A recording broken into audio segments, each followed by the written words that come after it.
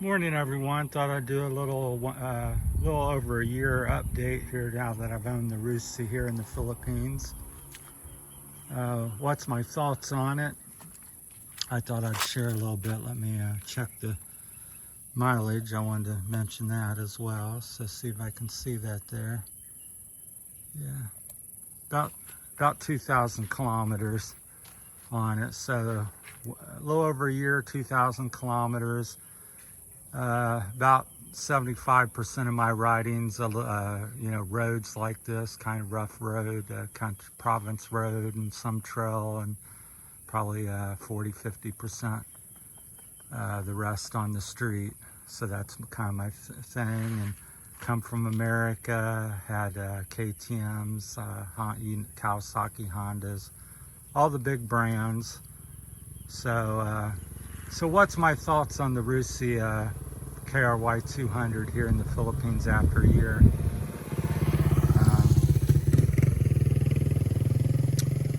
Well, to sum it up, the quick answer, so cut to the chase, is do I think it's worth the $1,400 roughly that I paid for it, 70,000 pesos here in the Philippines.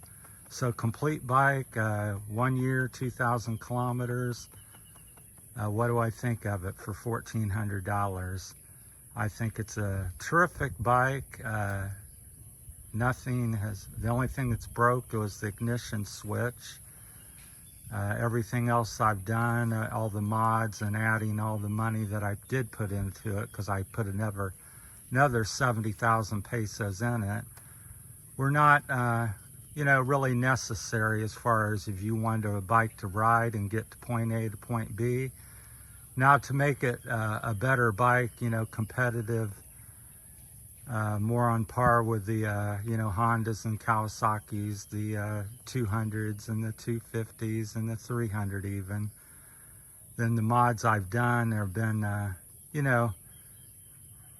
more necessary. But like I said, the bike does get you to point A to point B, and even now that I've got maybe $3,000, 150,000 pesos, or 140,000 pesos roughly in it, with all the things I've tried back and forth, and most of that's just been trying to make it better. I'm American, got a few bucks. I like playing with bikes. I do the same. People say get a Honda, get a KTM.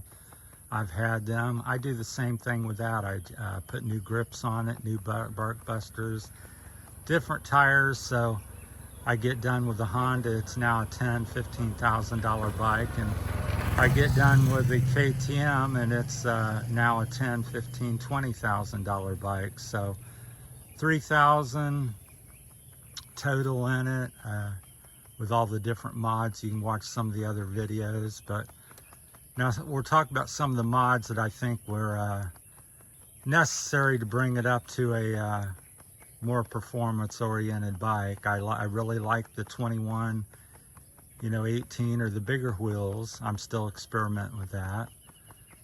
Gonna go with a 21, did an 18.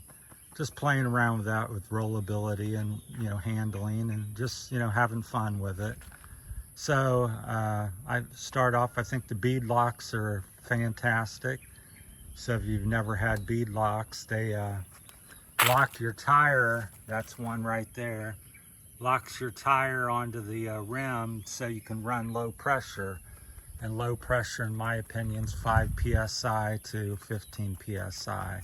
So if you're running them pressures and you don't have rim locks, you're very likely to rip your valve stem off and have a flat. And with rim locks, if you do get a flat, you can still ride back to the vehicle, or back to your home, or back to town for repairs if you want, because the tire isn't going to fall off the rim, and you'll be able to still propel yourself, especially on the rear, because if you go without rim locks and you have a flat and you start to give it gas, well, it's just going to spin the rim, and you're not going to be able to go, and the tire will probably jam up. So that's been a big benefit. So I got 2 rim locks on each wheel, the rear and front. If you have any questions on what my setup is, I'll go more into it. I've talked about most things. The other thing, I think the bike is oversprung, surprisingly, because most of the Japanese bikes are undersprung. I'm about 90-95 kilos here. So I think that's around a couple 100 pounds, hopefully, because that's about where I am. I fluctuate between 180 and 200. So I thought that was a strange thing for me. So I spent the last year adjusting. I got a different shock with a 1-inch stroke, longer stroke. So it gives you 1 more inch of travel. I took that off because I thought it threw the geometry out too much. Put the stock one on. What people don't realize is that you want a little give here, when a little static sag, not much, just a slight bit of float, because you don't want the bike kicking you off the seat when you go over bumps and stuff. In the front, I put 3-inch extenders in it, so they set in your fork here. You take your top cap off and loosen up the top pinch bolts to your steering here. And then you can put extenders in. I think Richard over in Mindanao is making, or somebody's making them for him. I think he's selling them for 1,000 pesos, about $300 shipping around the Philippines, or 300 pesos to ship, so about 1,300 pesos. But I got them from him. That really improved the front end. Now, if you're a short rider, the 2118 may not be for you. I do think it makes the ride better, smoother and more stable. But if you're a typical Philippine person over here and you're, 5 foot or 5'7", then you may struggle with that setup. And same with the fork extenders. I think it made a huge difference. Gives you 3 more inches of float on the front end, so it really smooths out the bumps. You don't have the top out of the fork caps. So if your bike, your Rusi KRY, you go down the road here and you hit these bumps and it's rattling, that's because the fork's topping out and it's overly sprung and doesn't have room to float at the top. So these 3-inch extenders gives it that room, so it really smooths it out. That being said, I still think it's oversprung, but it's much better. So that was a big improvement. Also, a lot of people are unaware of how to set up your bearings and your steering in the front. So again, your bearings are located in the headset here, up here, and then down there. Put your bike in a stand or up on a bucket or something, and if you turn your handlebar and it slaps, bumps real hard against the steering stops, which are them things there with a hole in it where I took out the bolts so I could get a greater range of steering. Then it's too loose. So if it's too loose, you don't have enough dampening in your bearings, because on motorcycles off-road, you're supposed to have it tight enough that it kind of just barely, it doesn't slap the steering stops. It's hard to say. I'll have to demo it someday. I'll get somebody to film me and do that. But you want the handlebars a little stiffer where it has some resistance in turning.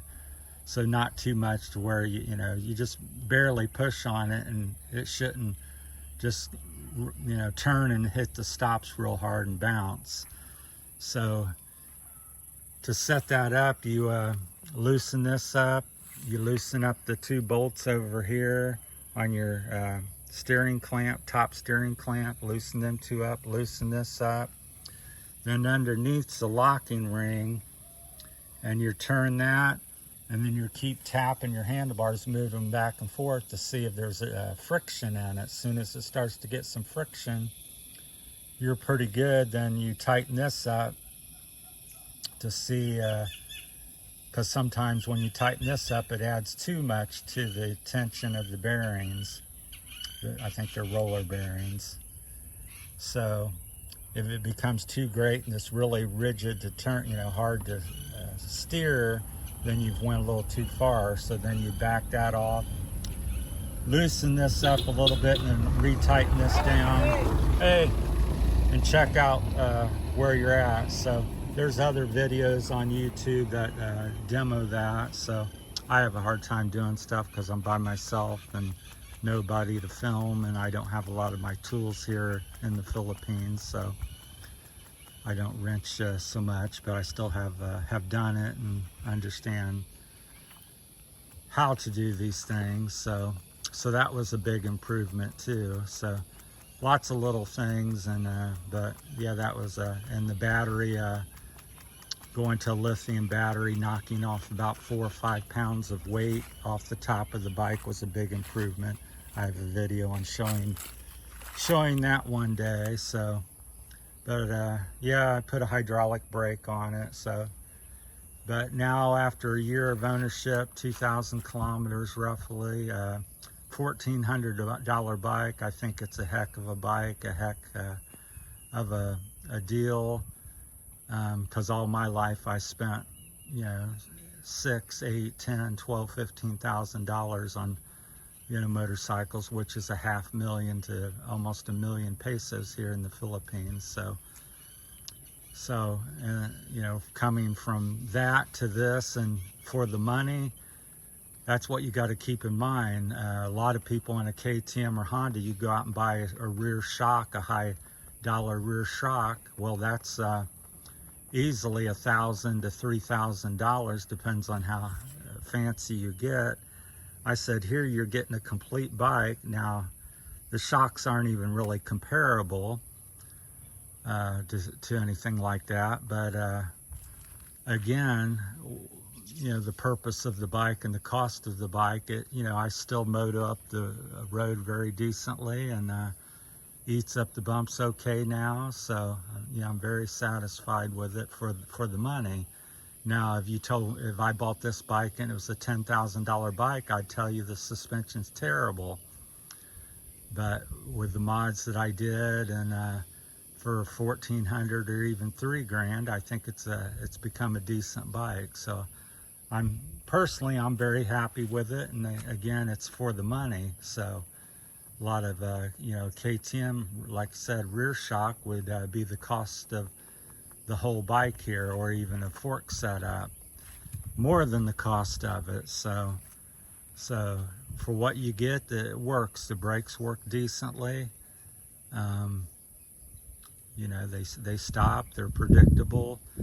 The engine seems very XR 200-ish like, very kind of torquey and you know, dependable, and so it's been good. So I've talked to many people, they're getting 4, 5, 6, 8 years out of them or more. I see some bikes running around 10 years old here. So I think it's a great bike for the money.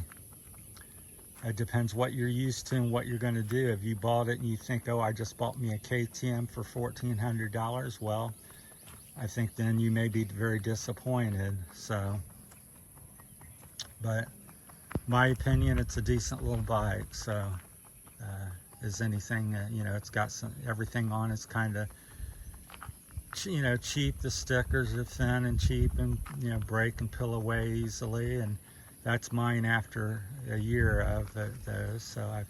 So it's got a few scratches, but overall it's some of them's peeled off, but pretty decent. So I think the biggest thing I like about it's the price, and the gets the job done, and I think it's a pretty stylish looking bike.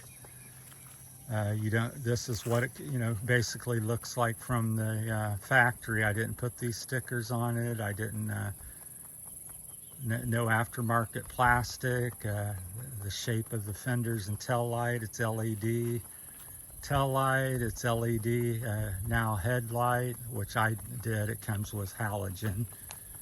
So I got a 45,000 lumen headlight, 12